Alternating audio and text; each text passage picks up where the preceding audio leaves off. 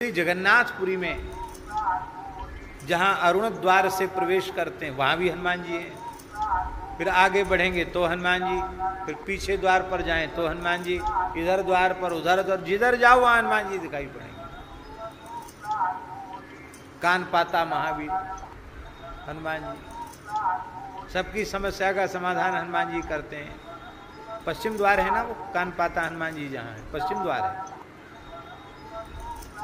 तो जगन्नाथ जी बोले कि अब हमको ये जगह छोड़ के जाना पड़ेगा। रुक्मिणी जी लक्ष्मी जी बोली क्यों? बोले आपके पिताजी सोने नहीं देते हैं। लक्ष्मी जी के पिताजी जानते हैं ना, समुद्र इतनी जोर की गर्जना करते हैं कि हम सो नहीं पाते। शोरगुल में नींद कहाँ है? सरकार जाओ तो मत यहां से। हनुमान जी का स्मरण किया, हनुमान जी आ गए। क्या समस्या है? माता जी आज्ञा करो। अरे समस्या क्या है, हमारे पिताजी की आवाज़ ज़्यादा होती, इनको नींद नहीं आती है। अच्छा इतनी सी बात है, कोई बात नहीं।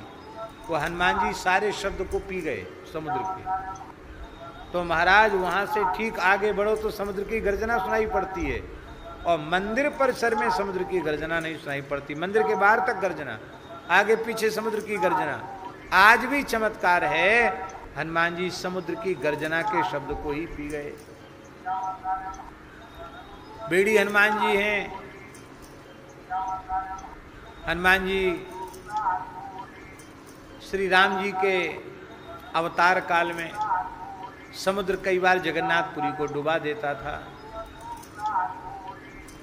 तो शिकायत राम जी के दरबार में पहुंची, महाराज ये समुद्र तो पुरीवासी शिकायत करने गए, सरकार ये तो बहुत दुख की बात है, समुद्र कई बार डुबा देता है पुरी को, तहस नहस हो जाती जगन्नाथपुरी। राम जी बोले जाओ हनुमान जी, तुम थोड़ा डांट लगाओ समुद्र को। तो हनुमान जी आकर विराज गए, समुद्र माना। फिर हनुमान जी वहां से चले आए, मौका मिला समुद्र को तो फिर समुद्र आ गया। फिर लोग पहुंचे, महाराज कई वर्षों तक तो कोई उपद्रव नहीं था, फिर समुद्र आ गया, फिर तहस नहस सब हो गया। राम जी ने हनुमान जी को बुलाया, हनुमान जी कहाँ? आप थे ना वहाँ? बोले थे। अब वहाँ हमेशा कहाँ रहते, समुद्र का जलवायु अनुकूल नहीं पड़ता, वहाँ लोग भात ज़्यादा खाते हैं, तो हम तो लड़ुआ खाने वाले, हम भात खाने वाले तो हैं नहीं।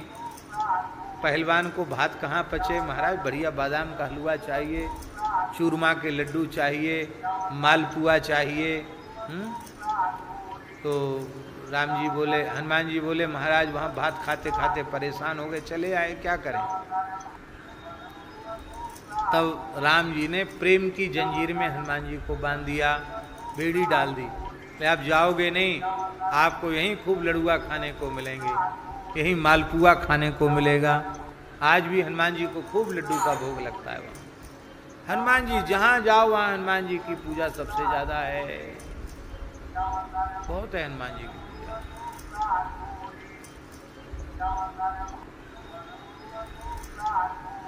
आज भी हनुमान जी के सैकड़ों ऐसे स्थान इस देश में हैं जहां एकदम चमत्कार आज भी प्रत्यक्ष है। और लगता देवी देवता तो थोड़ा तान दुपट्टा सो गए, हनुमान जी जग रहे हैं, सब जगह जागृत हैं हनुमान जी।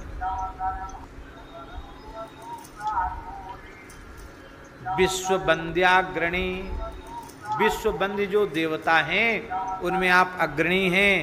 माने विश्व वंद्य देवताओं में भी सर्वाधिक पूजा यदि किसी की होती है तो आपकी ही होती है। बोलो हनुमान जी महाराज की। हनुमान जी के विग्रह किन किन देशों में हैं, इसको पढ़ने के लिए गीता प्रेस से प्रकाशित हनुमान अंक पढ़ना चाहिए। उसमें तमाम देशों में, भारत के बाहर के देशों में भी हनुमान जी के विग्रह प्राप्त हुए हैं। ऐसी हनुमान जी महाराज की महिमा है।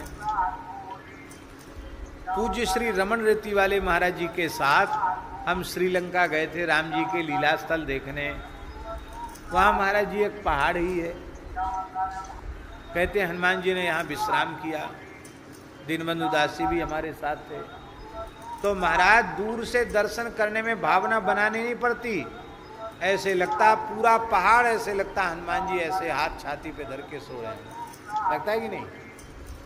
हनुमान जी की नासिका, ठोड़ी, मुकुट, भुजाएं, चरण, वक्ष सब अलग अलग दिखाई पड़ता है, ऐसे लगता आज भी हनुमान जी सो रहे हैं।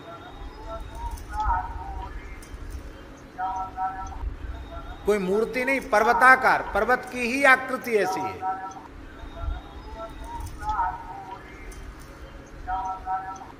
वहां महात्माओं ने हनुमान जी भी पधरा दिए हैं। और कोई जमाना ऐसा भी था कि वहाँ के लोग हनुमान जी पधराने का बड़ा विरोध करते थे। कहते रे जो हमारे यहाँ आग लगाने वाला उसकी हम पूजा क्यों करें? पर चलो हम पूछते हैं, चलो आप आग लगाने वाला मान के पूजा न करो, पर पूरा पहाड़ का पहाड़ हनुमान जी के स्वरूप में है, उसको आप क्या करोगे? आपकी सर्वत्र पूजा है। और दूसरा अर्थ है विश्व वंद्याग्रणी। विश्व वंद्य कौन है? विश्व वंद्य माने सर्वत्र जिसकी पूजा होती हो, सर्वत्र जिसकी वंदना होती हो, उसको विश्व वंद्य कहते हैं। विश्व वंद्य कौन होता है? राजा? राजा नहीं होता। विश्व वंद्य कौन होता है? स्वदेशे पूज्यते राजा, विद्वान सर्वत्र पूज्यते। राजा की पूजा अपने राज्य की सीमा में होती है, जहाँ का वो राजा है वहाँ उसकी पूजा होगी। और विद्वान सर्वत्र पूज्यते, विद्वान की पूजा सब जगह होती है। एक महात्मा हैं हमारे बड़े प्रेमी, अब बहुत समय से उनका दर्शन नहीं हुआ। कुछ ज्योतिष भी जानते हैं, हाथ वाथ देखना भी जानते हैं। तो कुछ महात्माओं की जमात थी, त्यागी तपस्वियों की जमात। रास्ते में कुछ खाने को मिला नहीं, भूखे प्यासे महात्मा एक हनुमान जी के मंदिर पे आकर के पड़ गए। अब चले थे पैदल तो भूख बहुत जोर की लगी। और वहाँ बगल में एक विद्यालय था, स्कूल था। तो स्कूल में इंटरवल हुआ, बीच में जो मध्याह्न भोजनावकाश होता है वो हुआ। तो उसके समय बच्चे आए, तो महात्माओं ने पूछा कि भाई यहाँ कोई, इतना गांव है पास में, कोई ऐसी व्यवस्था नहीं कि महात्मा लोग भूखे हैं कुछ भोजन मिल जाए? वो महाराज ऐसे लोगों का गांव था जिनकी महात्माओं में रंच मात्र श्रद्धा नहीं थी। वो तो समझते ऐसे ही फोकटिया हैं, ऐसी मारे मारे इधर से उधर डोलते, महात्माओं में श्रद्धा ही नहीं थी। तो वहाँ किसी ने कहा बाबा जी चाहे यहाँ भूखे प्यासे मर जाओ, यहाँ कोई पानी की भी पूछने वाला नहीं है। स्कूल के किसी कर्मचारी ने कहा बाबा यहाँ कुछ नहीं, ये तो गांव घोर नास्तिकों का गांव है। अब महाराज गर्मी, कहाँ जाएं, भूख के मारे व्याकुल। तो बोले अब क्या हो भैया?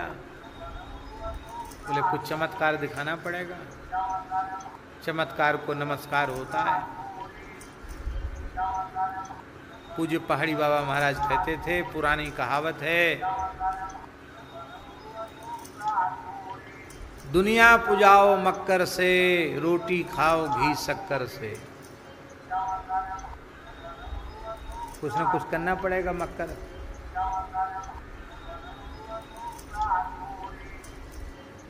एक लड़के को बुलाया, ए इधर आ बेटा, इधर आ।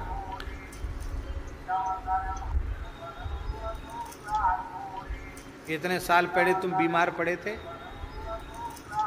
एक घटना तुम्हारे साथ घटी? हाँ बाबा जी घटी तो सही। तुम इतने भाई हो? बोले हाँ। तुम्हारी इतनी बहनें? हाँ। तुम्हारे पिताजी ऐसे? कुछ बता। ज्योतिष में कुछ बातें तो सही होती ही हैं, कुछ गोल मटोल होती हैं, वो सब में लागू हो जाती हैं।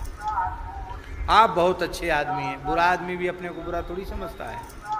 आप बहुत भले आदमी हैं, आप लोगों पर विश्वास करते हैं, पर आपके साथ विश्वासघात हो जाता है। ऐसा तो प्राय सबके साथ होता है। आपके पास पैसा आता तो है पर टिकता नहीं है। अरे भैया, टिकता किसके पास है? खर्च होने के लिए आता है। आप लोगों के साथ बहुत भला करते हैं, पर प्रायः आपके साथ बुरा हो जाता है। ऐसी भावना प्राय सबकी रहती है। तो ऐसी कुछ बातें गोल मटोल भी साथ में याद करके रखी जाती हैं। हमें याद नहीं है क्योंकि हम ज्योतिष जानते नहीं।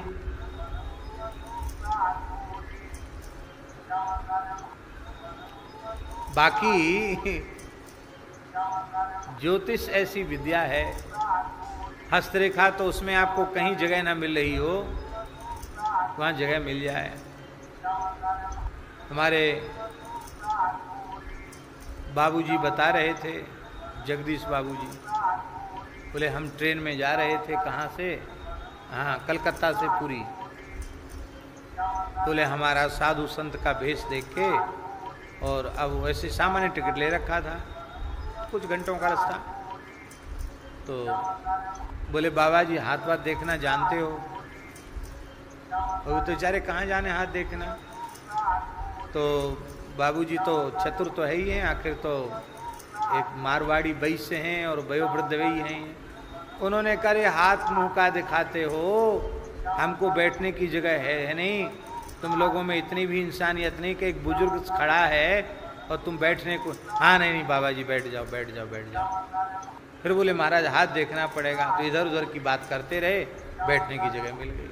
हमसे बोले महाराज जी हमने हाथ देखना तो नहीं जानते, पर वो हाथ वो सामने कर दिया तो कहा आपकी भाग्य रेखा बहुत अच्छी है, आप ये हैं आप वो हैं, दो चार बात मीठी मीठी बताएं। अरे बाबा जी आप तो बिल्कुल सही बोल रहे हो, यही बात ठीक है। बोलो भक्त वत्सल भगवान की। ऐसा हो जाता है। वो महात्मा तो जानकार थे, उन्होंने कुछ बातें सही सही बताई। अब वो बच्चे ने जाकर के मास्टर जी से कहा, मास्टर हेडमास्टर सब आ गए, अरे हमारा हाथ देखो हमारा हाथ देखो। अब महात्मा ने मक्कर दिखाया, ओ जोर से डांटा। इतने महात्मा भूखे प्यासे यहाँ पड़े हैं, कोई पानी की पूछने वाला नहीं है, और खाली हाथ पांव दिखाते हो। पहले महात्माओं की सेवा करो, फिर सबका भूत भविष्य देखा जाएगा, सबको बताया जाएगा। महाराज क्या लाएं? तुरंत महाराज दूध आ गया, मिठाई आ गई, फल आ गया, वो सब आ गया महाराज जी। और सब प्रेम से खाए पिए। तब तक स्कूल का समय पूरा हो गया। महात्मा रात भर हुए, सवेरे चले गए। तो अब ये क्या, विद्वान सर्वत्र पूज्य थे। यदि वो विद्या उनमें न होती तो सब लोग भूखे ही रह जाते। विद्या प्रच्छन्न धन है, गुप्त धन है। विद्या राजसु पूज्यते नहीं धनम, विद्या विहीनो विहीनः पशु। विद्या विहीन को पशु कहते हैं। और हनुमान जी विश्व वंद्याग्रणी, ज्ञानिनाम अग्रगण्यम। विद्वानों में ज्ञानियों में श्री हनुमान जी अग्रगण्य हैं। इसी के साथ हम आपसे आज विदा लेते हैं, और आगे भी इस तरह की पौराणिक एवं धार्मिक कथाओं को सुनने के लिए चैनल को लाइक एवं सब्सक्राइब अवश्य करें।